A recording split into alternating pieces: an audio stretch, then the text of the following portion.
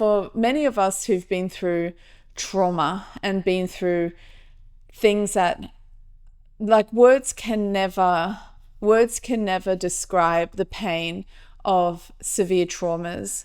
They can never contain that pain. And severe traumas, I believe, fracture the soul. They wound us very deeply. And that is why it can take such a long time to heal. And that's often why when we go to more traditional forms of healing, I mean, I don't even know if we even go to psychologists to heal. Are psychologists healers? I think they help us understand things, but how much of it is really about the healing versus just understanding? But even then, a lot of us will find that we don't quite find that gold, the golden glue, like the Japanese tradition, to put together the pieces of us that have fallen apart. And I think that's where life becomes really difficult, because it's easy to say that life is hard, just keep going and express the divine within you. But when you've been fractured and wounded at such a core level, there's almost nothing in this world that can heal that and come to resolution with that. And I don't think we should ever rationalize our deepest wounds. I don't think ever putting the blame on someone for a wound like that will ever heal them, to say that you asked for that or you were meant to go through that, or a lot of the other toxic positivity and enabling dialogue and discourse that goes on in our society. So I think something that's really helpful, that can help when you are on the spiritual path and you've been through a trauma or multiple traumas, and I think often as well that we go on the spiritual path because we've been so deeply wounded and we can't heal the pain. So there's a beauty in that itself. But I think when we're on the spiritual path and we're looking for healing, something that I think can really give us solace is to know that everyone is held to account for what they've done in this world. And I don't mean that from a divine wrath perspective and heaven and hell or any of that, but I believe we're all held to account. And when we look at quite severe traumas, if we don't get justice in this world, if people are not held to account in this world, they certainly will in the spiritual world. And for people who couldn't get that justice in this world, I think it's important to know that it's not forgotten what has happened to you, and it's not a wound for you to carry. It's not a justice or redemption for you to carry. If you can't go through the formal channels because too much time has passed, or people have passed away, or it's too difficult to try and prove, or whatever, or it might just be too painful, there is always a justice that will happen, because justice is a spiritual expression. It is absolutely core to everything in this world that there is accountability and outcomes to the actions that we have. If there wasn't, then we could do whatever we wanted in this world and we all end up in this nice neutral place. And that doesn't really make sense. So why would some of us go through pain and others not? And this leads to another point I want to share about this, which is trauma is never your destiny. It is never your spiritual destiny to go through trauma. And when I talk about trauma here, I talk about the severe traumas. And I won't mention them because I don't want to cause any triggers. But I think there's a lot of confusion in any spiritual community that some people might find the greatest awakening through their pain. But it's never the divine's intention for you to be harmed by another person, because that contradicts the core foundation of all spirituality. Why would a loving divine being want you to be harmed by a human? That doesn't make sense. Then what is love? Love is a vague concept. Then love doesn't have any meaning, because love means good and bad, and it's just a lottery of whether you end up having a good experience or not. And I think this helps. This is where spirituality can really help, because when you realize that it was not your destiny to go through trauma, the accountability is on the person or the people and what they did what they did to you. It's theirs, it's their accountability, it's their burden to resolve. And if you can't go through the formal process, it's between them and the beloved. And that thinking should give you relief, because it's not for you to carry or to reconcile with in your own head. I think a lot of people struggle when they've been through difficult things to believe in a divine, loving being when they've been through so much harm. And it helps to understand that was never destined from the beloved. And then we come to the question of free will. Well, why did they do that? Well, they had free will. That's the thing. They had free will. And I know humans can cause a lot of harm. And I think that's a challenge we all face in our spiritual path, that why were we given so much free will if we could do so much harm? Of course, we get free will because we get to choose how we live our life on earth. But with that comes making whatever choices we want. But there is something beautiful that can come out of this, which is when you go through so much pain that nothing can salve, like nothing can heal that, nothing can soften that scar. It makes you, to a degree, quite detached from this world. And many people will go through years of disassociation from life, from friends, from their own bodies, from their own emotions, because it's too painful to feel anything. So that's a survival mechanism. But one of the beautiful things that comes from that is that you don't really care about this life so much anymore. You're not attached to it. And you're not attached to what you thought life was about. You're not attached to following a particular career or being in a relationship with a person or married to someone or living in a particular place or just having a whole identity and persona, because you don't care anymore about life because you are feeling so much pain. There is a beautiful freedom that comes from that, because you can then make your life whatever you want it to be, because you don't care what anyone thinks of you. You're like, you know what, I'm just going to make the most of the next month or the next day or the next year. And in that detachment can be our greatest freedom. Because when we're too attached to this world in whatever form, especially all the material things, and we define ourselves by what we have and don't have, and we just keep focusing on building that, we easily forget the bigger picture. And it doesn't mean that we can't have money and we can't have success, but it takes a lot of effort to make a lot of money, and it takes a lot of time. And it is hard to remember the bigger picture of life when we're working 60, 70 hours a week. And I know that work is service to humanity, so I don't have this black and white thinking. But you can easily get caught on the hamster wheel, whether you're working for someone else or yourself. I've been there. You just get caught up thinking you're doing great, but you can lose yourself and you don't have any breathing room to define yourself, because you're so defined by the KPI output of what is expected of you and expected of you from everyone around you. So when you go through so much pain and you're detached from everything, it actually is a pathway to a massive amount of freedom, because you get to start your life over and go, I'm just going to become a whole different person. I'm going to live in a different place. I'm going to identify in a different way. My personality is going to change. I'm just going to be whoever I want.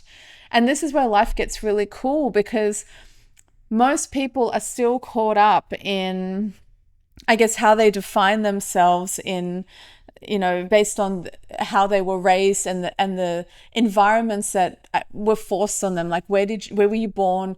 Who was your family of origin? What language did you speak? What were your belief systems? So many of us are still living, this character in a film that was defined before we even had words. So, and people who are like that generally don't really know themselves, because they've never questioned who they really are. They've just gone, okay, I am this person because you told me. So in our greatest pain and our disassociation is our greatest opportunity for growth. And we then start to get to look at life very differently, because we go, well, I don't know about life and what I want and how long I want to be here. So I'm just going to do things for me. I'm going to try different things. I'm going to be adventurous. I'm going to be daring. I'm just going to go outside of the box of life and allow myself to take risks and allow myself to explore new things.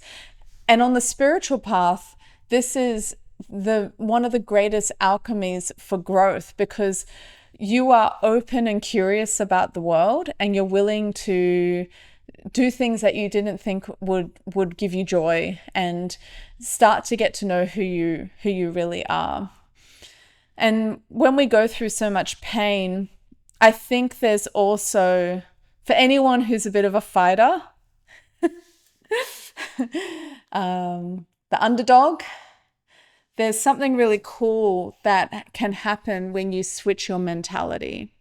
So when someone is oppressing you, so I'll give you an example, like you're in a work environment with a manager who shuts you down all the time and is jealous of you and intimidated by you. So because they can't handle you, because you're more experienced, more professional than them, as a person, particularly if they're a manager and they have the upper hand, they will squash you down so that they can feel better about their insecure selves. And a lot of people in these situations will adjust. They'll be like, okay, I just need to be a bit quieter to stay safe in this environment. I just need to keep my voice quieter. And you may need to do that if they're your manager and you're fearing your job. But when you're going through suffering like that, one of the most powerful things you can do as a spiritual person is go, okay, I'm going to do exactly the opposite of what you're trying to squash from me. And I'm going to use this as my greatest alchemy. So you are squashing my voice. You are intimidated by me. So you will do everything to push me down. Great. I'm just going to get a really big microphone and I'm going to spread my voice all over the world, and I'm going to build up my professional networks, and I'm going to go to networking events. I'm going to create a podcast. I'm going to build up my LinkedIn profile. I'm going to let everyone know who I am and what I'm all about. So you don't have to do that in the environment where you're being squashed, but you can look at that and go, oh, I just need to get louder. Thank you for showing me that I actually need to rise up. So when you're going through harm like that, it's like, oh, I actually need to bring this out in me to a greater level than what I had before. It's like if you've ever been in an intimate relationship with someone who's jealous of you. And often what we do without even realizing it is, because they're jealous of us because we have friends or we're doing well at work, we stop telling them about our successes. And often we actually just withdraw from our life because we want to maintain the relationship. And some people might say, oh, you have to confront it, you have to bring it up with your partner. But I think one of the coolest things is to go, oh, okay, you're trying to squash me. This is the test. I'm just going to get louder and bigger in my world. I'm not going to say anything about you and your reaction, but I'm going to continue forward and just go 10 times more in who I am, in defining myself, and in accelerating my spiritual growth. So you don't shut down, you get louder. I think something that's really important to talk about with this topic, and it's hard to describe without having like context of how the spiritual world really works. But one of the challenges that you're going to have is that the more spiritual you are, the more tests you're going to have. And I'm not saying you welcome trauma or anything like that. And it doesn't mean that you're going to have traumas come to you, but you're going to constantly be tested. And the reason why is because when your spirit is really strong, you not only have an influence on your own soul, obviously, and not just, within the 20, 30 meter vicinity of your life, but you are a spiritual force that has an impact on all the worlds of the beloved, all the physical worlds, all the spiritual worlds. So the way that the spiritual worlds work is that energy is transferred from souls to souls in a positive way. And we're all part of this network, which is the divine beloved. But we have been given this grace and honor of actually being the channel, the motivating impulse to generate creation, growth, arts, innovation, and spiritual growth of other souls in this earth and in all the other earths that exist.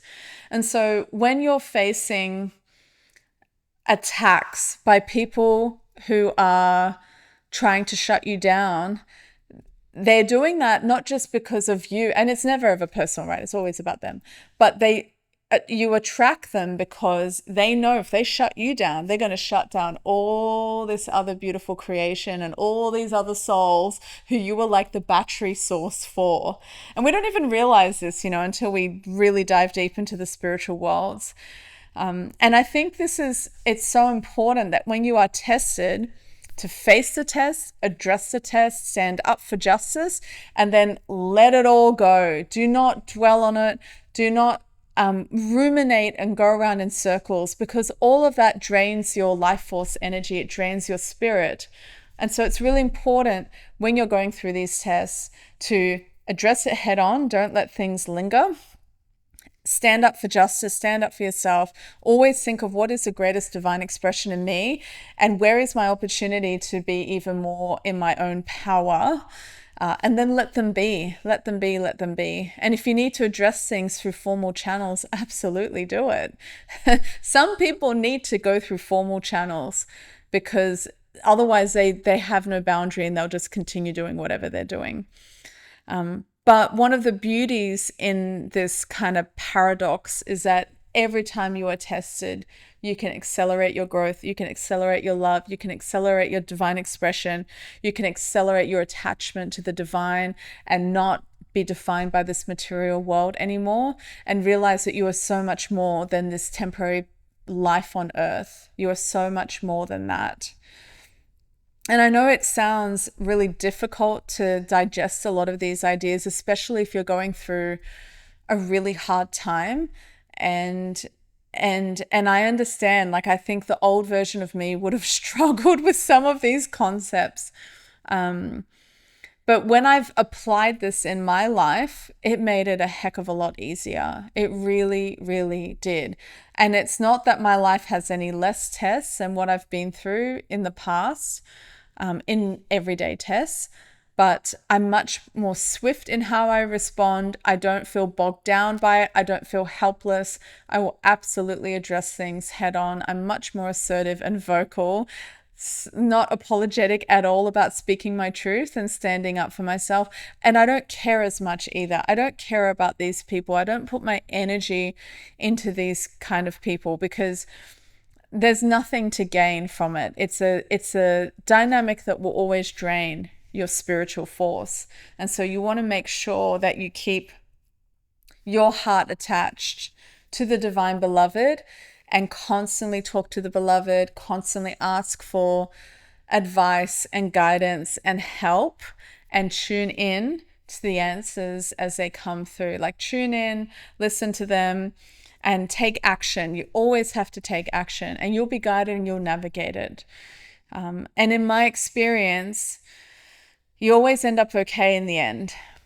Even if, you get a bit scruffy through the process, you always end up okay. You'll always end up okay. And as long as you stay in faith and trust, tune in and take action where required, and be in deep patience, and always remember your spirit and that your life and your station is so much more than this earth and how people treat you. It becomes like a little bump in the road compared to a complete halt. So I hope that was helpful.